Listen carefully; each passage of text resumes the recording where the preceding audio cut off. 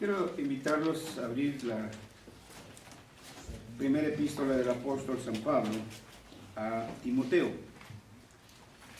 Y en el capítulo 6 vamos a darle lectura a los versículos 20 y 21. Primera de Timoteo, capítulo 6, versículos 20 y 21.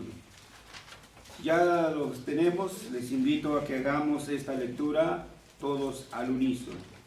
La escritura dice así: Oh Timoteo, guarda lo que se te ha encomendado, evitando las profanas pláticas sobre cosas vanas y los argumentos de la falsamente llamada ciencia, la cual profesando algunos se desviaron de la fe. La gracia sea contigo. Amén. Vamos a orar. Nuestro buen Dios y nuestro Padre, una vez más estamos en este lugar que tú has consagrado para que desde aquí se proclame tu gloriosa majestad, y has convocado a tu pueblo redimido para que desde este lugar diga: Jehová reina. Dios y Padre nuestro, te damos gracias porque nos has convocado para que, como el cuerpo glorioso de Jesucristo, como un solo hombre y una sola mujer, proclamemos desde este lugar tu poderoso evangelio. Señor, gracias porque a través de la republicación de tu palabra somos edificados, somos exhortados, pero también somos consolados.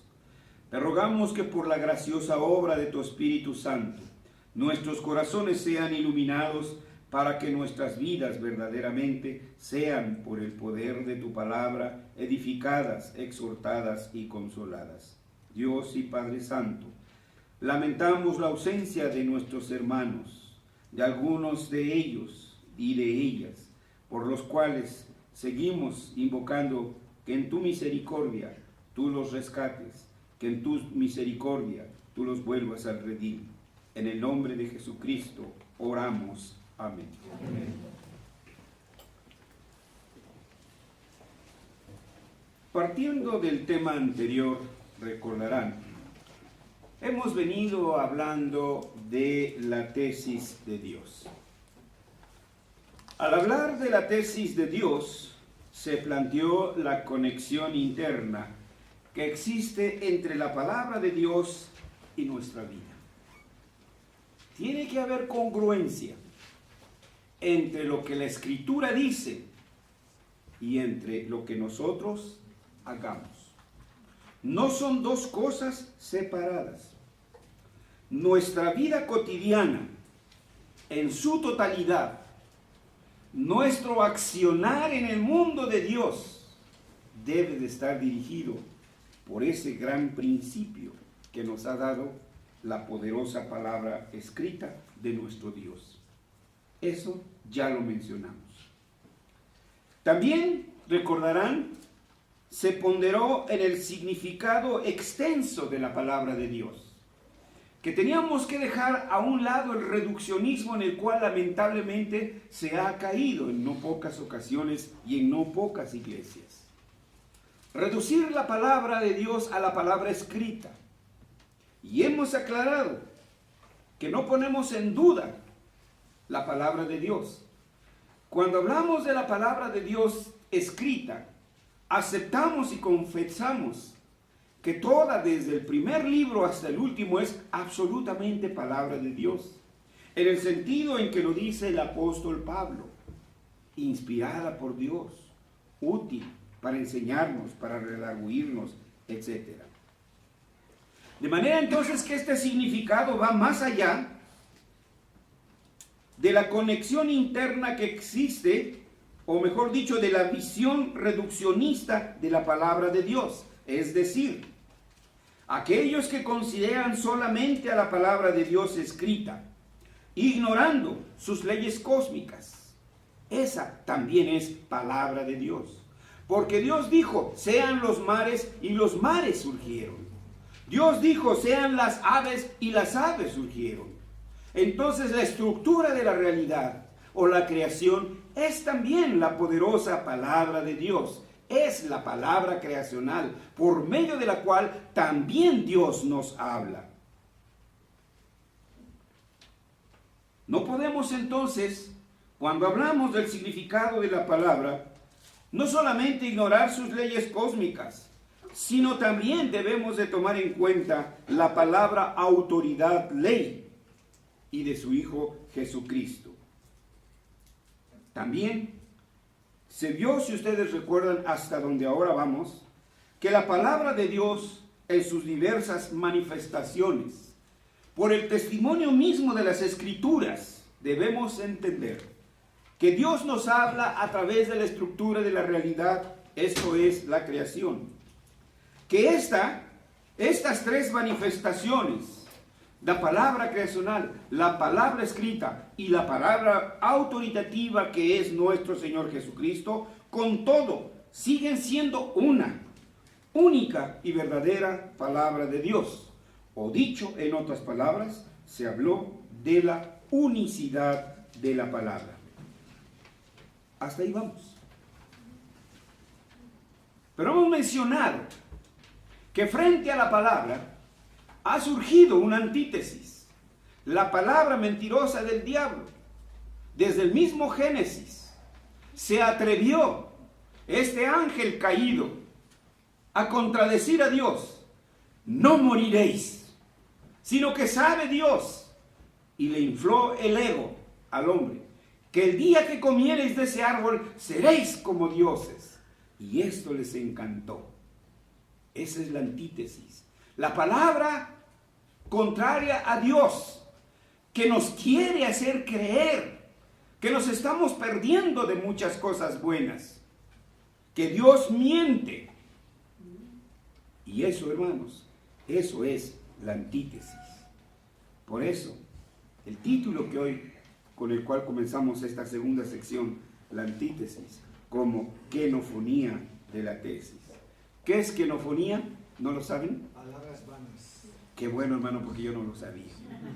Pero ya lo vamos a ver. Muy bien. Partiendo del pasaje que hemos leído, notamos varias cosas de inmediato. En primer lugar, Pablo le está recomendando a Timoteo: guarda lo que se te ha encomendado. Dios nos ha dado en depósito algo. Comparemos con esta misma carta, pero en el capítulo 3, el versículo 15. Pablo, dirigiéndose a Timoteo, le dice: esto te escribo, aunque tengo la esperanza de ir pronto a verte, para que si tardo, sepas cómo debes conducirte en la casa de Dios, que es la iglesia del Dios viviente, columna y baluarte de la verdad. Pregúntenle a un ingeniero civil, a un arquitecto, ¿qué es una columna? ¿Y cuál es la función de esta columna? Sostener la estructura del edificio para que ésta no se caiga. Pregúntenle a un militar, ¿qué función tiene un baluarte? ¿Y qué hay detrás de ese baluarte? ¿Alfeñiques? ¿Hombres pusilánimes? ¿Hombres débiles? ¿Qué hay detrás de ese baluarte? Hay hombres aguerridos, dispuestos a dar su vida para guardar lo que hay en ese baluarte. Esa es la tarea de la iglesia. Y esa es la encomienda que le hace: guarda lo que se te ha encomendado. ¿Y cuántos de nosotros hemos guardado eso? ¿Cuánto lo hemos cobijado? ¿Cuánto hemos defendido eso? Pero Pablo todavía nos dice: ¿cómo podemos guardar eso que se nos ha encomendado? Evitando las profanas pláticas. Ahora en griego, ¿qué palabras usa Pablo para hablar de pláticas profanas? Dice bebelus quenofonías. Recuerden que el Nuevo Testamento fue escrito en griego. Bebelus significa contaminadas. Hemos hablado de los terribles efectos de la caída, que el pecado ha contaminado absolutamente todo, sus neuronas, Todo, sus ojos, su corazón, todo está contaminado por el pecado. Todo lo que produzca el hombre, todo lo que diga el hombre, todo lo que haga el hombre está contaminado. Por eso, el maestro le decía a Nicodemo, tendrás que renacer. Mientras no haya ese nuevo nacimiento, lo que usted diga y lo que usted haga será una torre de Babel. Usted puede construir edificios largos, altos, anchos, profundos, como sea, pero están ya contaminados por la obra del hombre. Pláticas contaminadas y kenofonías, palabra griega compuesta de otras dos. Keno, que significa vano, hueco, pero tiene otra particularidad esta palabra keno, de apariencia engañosa. Es decir, que parece verdad. Uno lo ve y ¡pum! 2 más 2 no son 4. Pues sí. No, pues sí, se te quemaron las neuronas. Esa es la apariencia engañosa.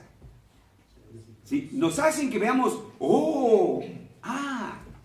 eso es lo que significa keno. Y la otra palabra, fonías, del griego igual foné, sonidos. Entonces, una kenofonía es un sonido hueco con apariencia engañosa. Y eso es lo que entonces está diciendo Pablo. Eviten esas pláticas. Poca levadura leuda toda la masa. Oh Timoteo, guarda lo que se te ha encomendado, evitando las profanas pláticas sobre cosas vanas y los argumentos de la falsamente llamada ciencia. Ahora subrayen la palabra argumento. Y si ustedes van al Nuevo Testamento del griego koiné, ahí, para la palabra argumento, la palabra que usa es antítesis. Donde dice argumento, póngale abajito a su Biblia, antítesis. Entonces, de inmediato, todo lo que se oponga a la palabra de Dios es la antítesis. Todo aquello que se oponga a la palabra es la antítesis. Y luego, falsamente llamada ciencia, pseudo nomu gnosios. Pseudo, falso, nomos, nombre. Se ha dado el falso nombre de ciencia. Ya lo que ellos digan es irrefutable. Palabra de Dios. ¿Ya? La ciencia lo dijo, la partícula de Dios. Dios necesita de los científicos para que entonces sea reconocido por Dios o como Dios. Él es Dios y punto. ¿Sí? Así de sencillo. Además, la Escritura dice que Él es un espíritu. Así que, ¿cómo vamos a hablar de partícula de Dios? Así está. Bueno, eso se lo dejamos a nuestros hermanos científicos que trabajen en esa obra. Pero miren, hermanos, comparemos con lo que el mismo apóstol Pablo le dice a los romanos en el capítulo 1, versículo 2. 21 y 22, perdón. Romanos capítulo 1, y leamos con atención los versículos 21 y 22. Dice, con cuidado ahí. Pues habiendo conocido a Dios, Dios no se ha quedado sin testimonio. Dios ha estado hablando. Su entenebrecido corazón no ha reconocido a Dios. Y todavía más, aquellos, como dice el Señor, mejor dicho, Pablo le reprocha a los Gálatas, que habiendo conocido la verdad del Evangelio, pronto se desviaron. Peor para ellos, que conociendo esta verdad, se han desviado. Dice, pues habiendo conocido a Dios, no le glorificaron como a Dios, ni le dieron gracias, sino que se envanecieron en sus razonamientos. Descubrieron que 2 más 2 son 4 y ya se sienten Albert Einstein. ¿Sí? Pero esto, ¿qué fue? Dice, su necio corazón fue entenebrecido. Se les fue obnubilando la mente y el corazón. Versículo 22 todavía es más directo. Profesando ser sabios, se hicieron necios. En latín, necius, que significa ignorante. Lo contrario de gnosis, sin conocimiento. Ahora bien, pero hay una sentencia final, hermanos, en el versículo que hemos estado explicando, Primera de Timoteo, la cual profesando, es decir, que algunos han abrazado eso que llaman ciencia y que Dios le llama falsamente llamada ciencia, la abrazan, la defienden y la propagan. No se ponga con uno de ellos porque, no, pero mira la ciencia, no, pero esto que lo otro, no, pero de aquello, no, hombre, ellos pueden todito cacarear, peor que gallina que acaba de poner un huevo. ¿Y qué dice?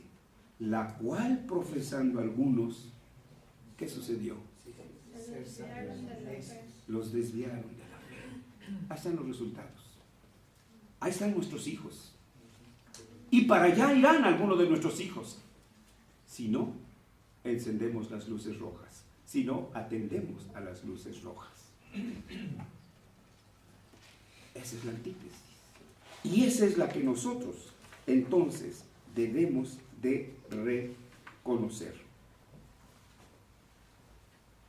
No se debe olvidar que la palabra de Dios nos da la verdad. Padre, santifícalos en tu verdad. Fue la oración de un moribundo. Fue la oración de un hombre que estaba a punto de entregar su vida. Santifícalos en tu verdad. Tu palabra es la verdad. Pero otros se han desviado. No debemos olvidar entonces que la palabra de Dios nos da la verdad y que ella es la tesis divina. Ella es la palabra de Dios la que nos revela a Dios mismo, a nuestro propio yo y el orden ley cósmico que Dios ha establecido en la creación, en la cual usted y yo hemos sido colocados para servir a Dios en amor, con un corazón íntegro y con una obediencia federal. Tómese nota. Dije obediencia federal. ¿Qué significa, hermanos? Todos en conjunto, como un solo cuerpo, como una sola unidad. Nuestro problema, hermanos, es el individualismo, que cada quien está en su rinconcito, como el llanero solititito, tratando de llevar. Ahí van, hermanos, contentísimos. Pues estoy en el PRD y a ver si me dan la oportunidad de hablar del Evangelio. No, hermano, no. Hay una plataforma ahí y usted no va a poder pasar esa plataforma. Y váyase usted al PAN, y váyase usted al PRI, y a donde vaya. Pero no es solo ahí. Podríamos mencionar cualquier otra área, hermanos. Entonces, ¿qué es lo que tenemos que hacer los cristianos? Unirnos. Juntos, dar esas respuestas. Eso es lo que nos ha faltado. Pero cualquier cosita trivial nos separa. Porque traes una corbata negra y a mí lo negro fuchi. Ya, eso fue motivo suficiente, hermanos. Sí son de ese, bueno, estoy exagerando, pero sí son cosas así de ese tamaño, hermanos, las que nos dividen, las que nos separan. Pues a mí me gustan hacer las cosas así, y si no las haces así, entonces nada. Y pum, se van. No podemos ver, hermanos, que Dios se manifiesta, los dones de distintas maneras en cada una. Dios no destruye nuestras personalidades. Eso nos ha llevado, hermanos, a estar divididos, ¿sí? A estar divididos. Harvester es un ejemplo claro, hermanos, de lo que es la división. El diablo supo muy bien cómo dividirnos. Empezó con los maestros, siguió con los padres y terminó con los chamacos y abajo Harvester. Pero podríamos dar otros ejemplos, hermanos. Seguiríamos dando otros ejemplos. Por eso nosotros afirmamos que la palabra de Dios es la tesis de Dios, la primera y única afirmación verdadera por medio de la cual nuestra vida es iluminada y dirigida. Pero ante todo, debemos entender el genuino significado de la palabra verdad. Estamos tan acostumbrados a depender en un 100% de nuestra supuesta racionalidad, de tal manera que llegamos a confundir la estructura de la realidad con la verdad. Son dos cosas diferentes. La estructura de la realidad es la creación, lo que usted ve y hace en la creación, pero esa no es la verdad. La estructura de la realidad es una parcialidad de esa manifestación de la verdad. Un ejemplo que hemos estado mencionando. 2 más 2 igual a 4. ¿Quién se atrevería a refutarlo como incierto e impreciso? Nadie. El problema es que este resultado, 2 más 2, 4, es solamente un elemento de la estructura de la realidad. El resultado tomado de la sola estructura de la realidad. Y entonces, de una manera reduccionista, tomamos ese resultado como la verdad, sin ver que estamos ante el resultado parcial de una ley cósmica relacionada con la esfera ley numérica. Tenemos que verlo en ese entorno, en ese todo. Pero podríamos mencionar de cualquier otra esfera, de cualquier otra área. Lo cierto es que este resultado no puede ser visto solamente como números.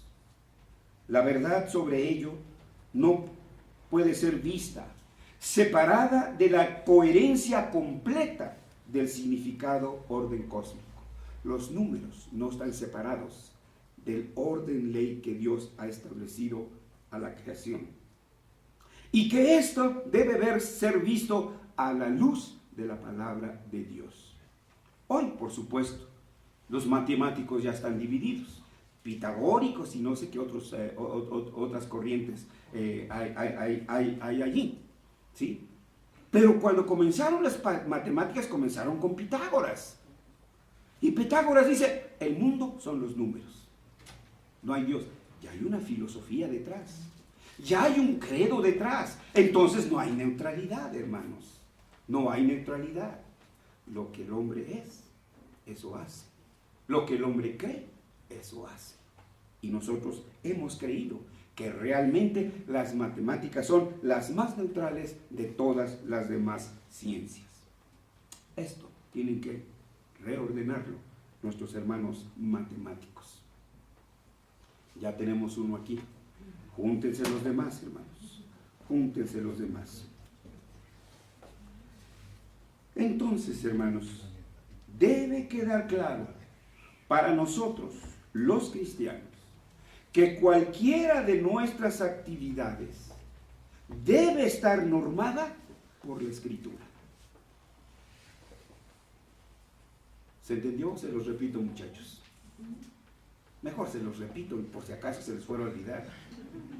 Todo lo que hagamos tiene que estar dirigido por la Escritura. Esa división nos han engañado, nos la vendieron y nos la creímos, hermanos.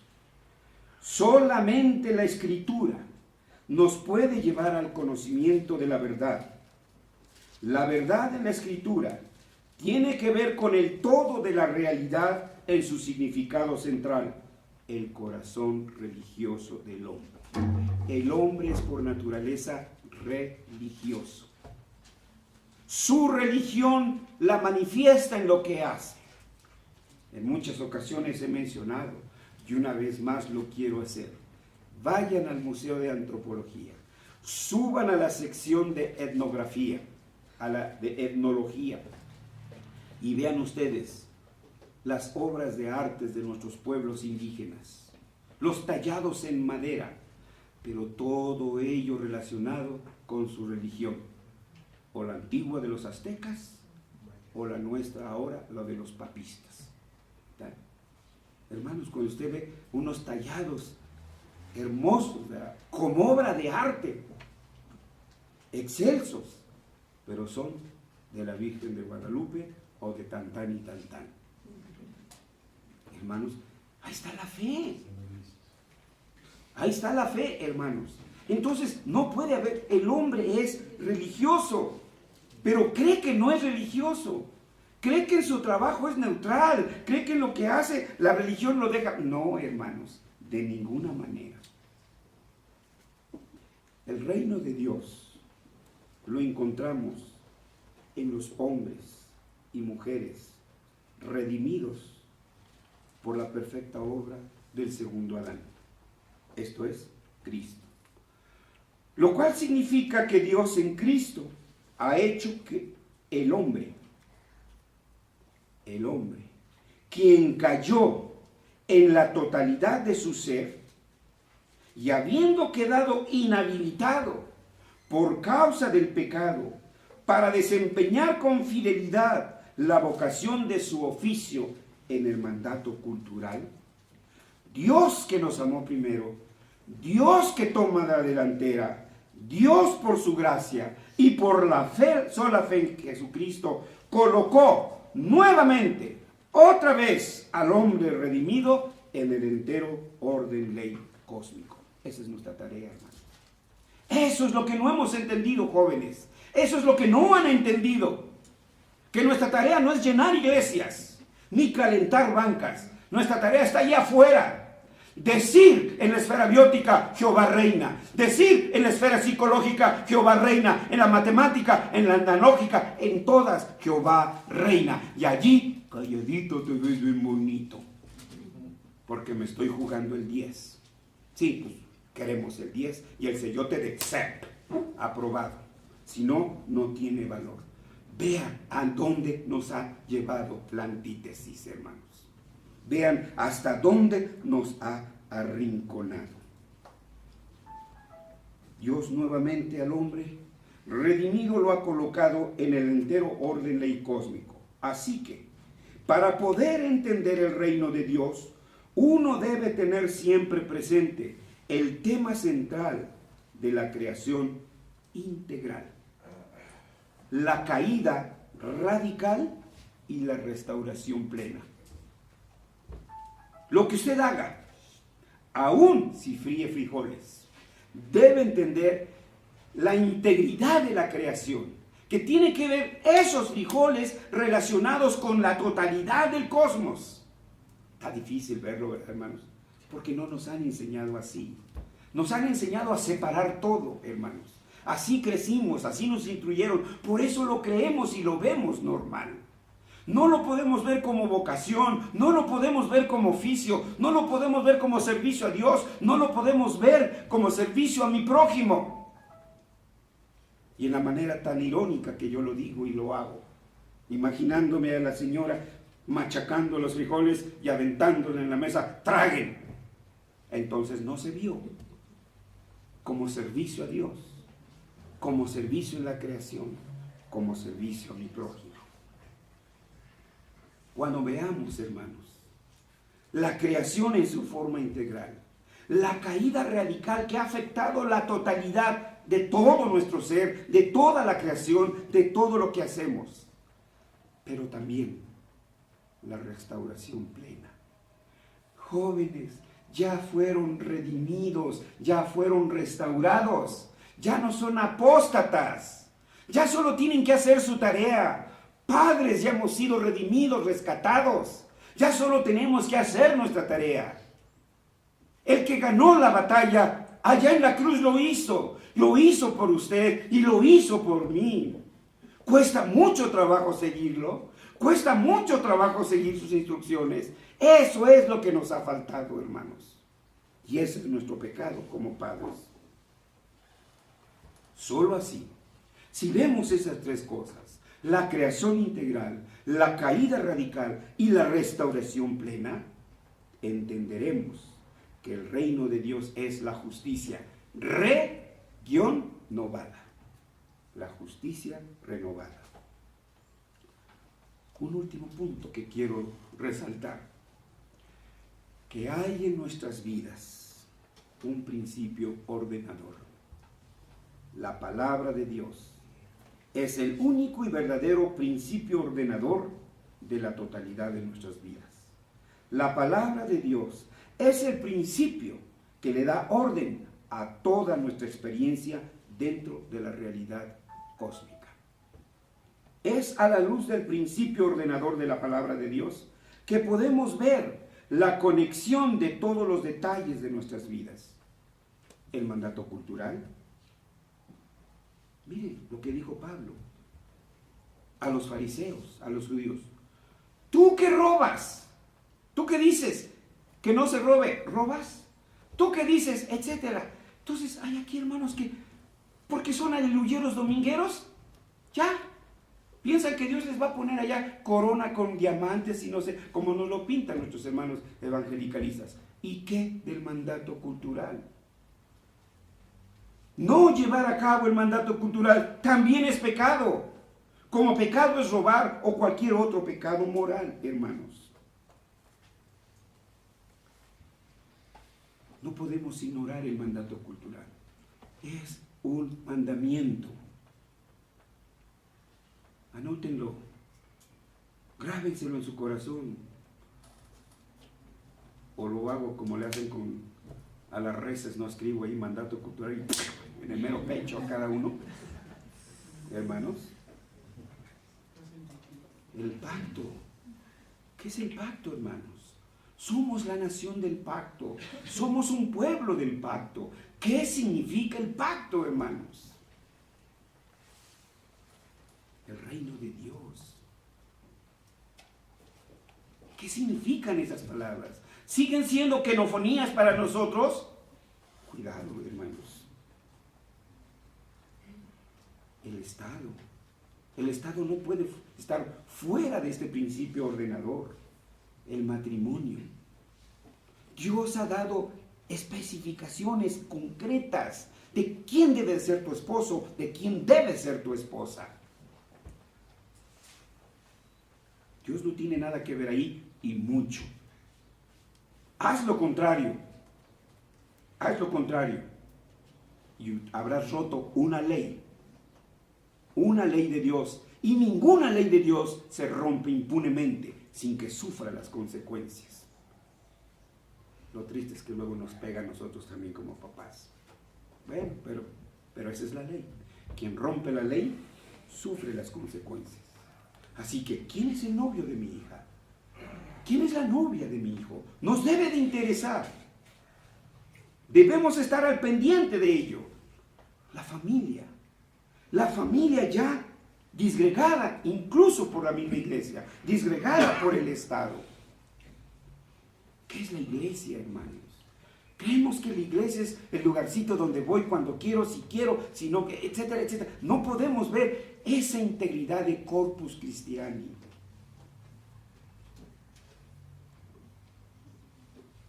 Tenemos que ver cómo todos estos elementos se juntan en una hermosa unidad dada por Cristo. En conclusión, hermanos, antes de que me apedreen porque siento que ya están buscando piedras. En primer lugar, padres de familia, jóvenes y jóvenes profesionistas que me escuchan. Tomen nota. La Escritura no es el manual de Carreño. Bueno, ustedes no saben qué era eso, ¿verdad? Bueno, era un libro de civismo. No, tampoco eso, ¿verdad? Porque también quitaron esa materia. Era un librito escrito por un señor apellidado Carreño que nos enseñaba cómo hablarle al abuelito. ¡Abuelo! No, ya se perdió esa amabilidad, ese amor por el abuelito. ¡Madre! No, ya, mami, mamá, eso ya no tiene, no, es madre. Escúchame, madre, lo que te voy a decir. Este manual de Carreño nos enseñaba cómo dirigirnos a las personas mayores. Hoy un mocoso así le dice al anciano de 70, ¡oye tú! No, hombre, nos volteaban la cara de un manazo si nosotros le decíamos así a nuestros papás, hermanos. Bueno, ese era el manual de Carreño, que, bueno, sí creo que sí haría falta, ¿verdad? Pero la Biblia no es el manual de Carreño, hermanos, que solo nos da normalidades éticas. No, es la palabra de vida. Hermanos, tomen nota.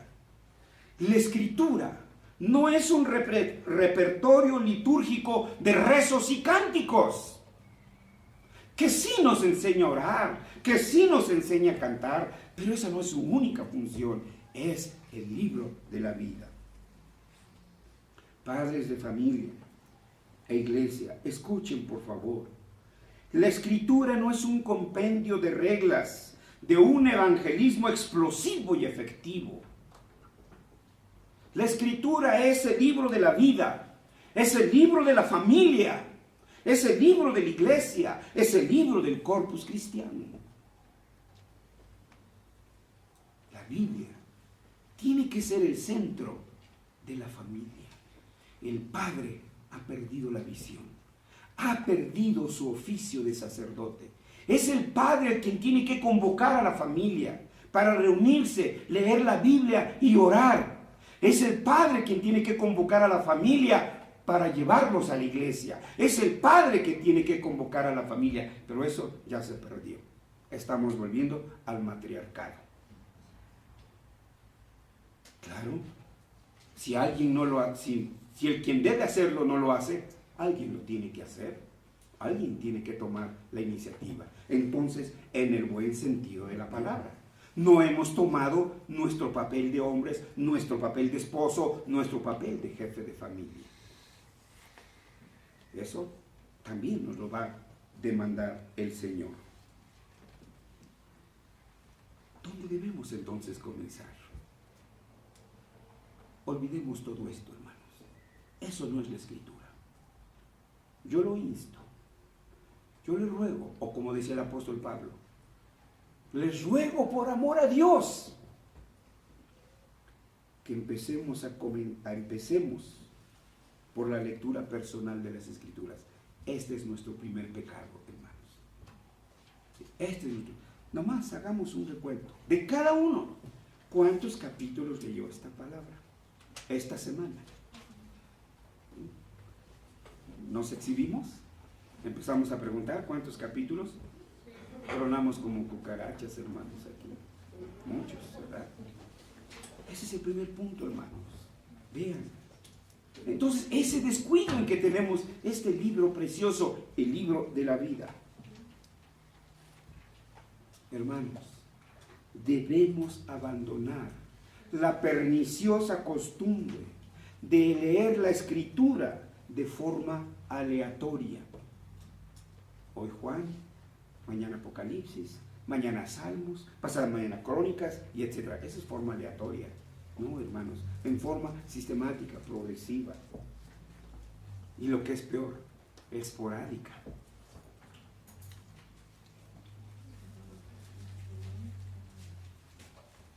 Jefes de familia, y entre ellos yo, por supuesto, como dice el apóstol Pablo, cuando hablaba de los pecadores, dice, entre los cuales yo soy el primero.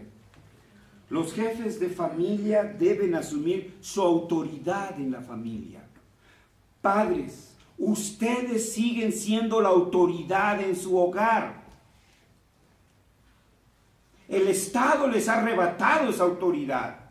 Los maestros les han arrebatado esa autoridad. La SEP les ha arrebatado esa autoridad. Los héroes de nuestros hijos son los artistas de Taravisión, los cantantos y las cantánticas. Esos son los héroes y las heroínas de nuestros hijos. Jefes de familia siguen siendo la autoridad en su hogar. Dios se las ha dado, la Escritura se las ha dado y no se las ha retirado. Siguen siendo los jefes de familia, pero tienen que hacerlo. Tiene que ser una autoridad con visión escritural, porque no es nada más de dar órdenes y de gritar y de decir, como alguien escribió por ahí, porque lo digo yo. Que cuando usted diga, lo pueda decir, porque lo dice la Escritura, porque lo dice Dios.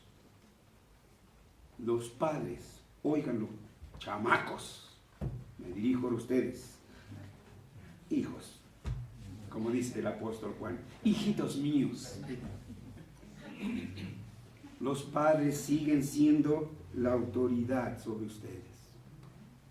Véanlos, gritones, enojones, pero siguen siendo sus padres y siguen siendo la autoridad. No son sus maestros la autoridad. Ellos tienen una autoridad derivada, una autoridad prestada por sus padres, pero su autoridad, la autoridad que ha puesto Dios sobre ustedes son sus padres, no los maestros ni sus amigos. Eso debemos tomarlo claro.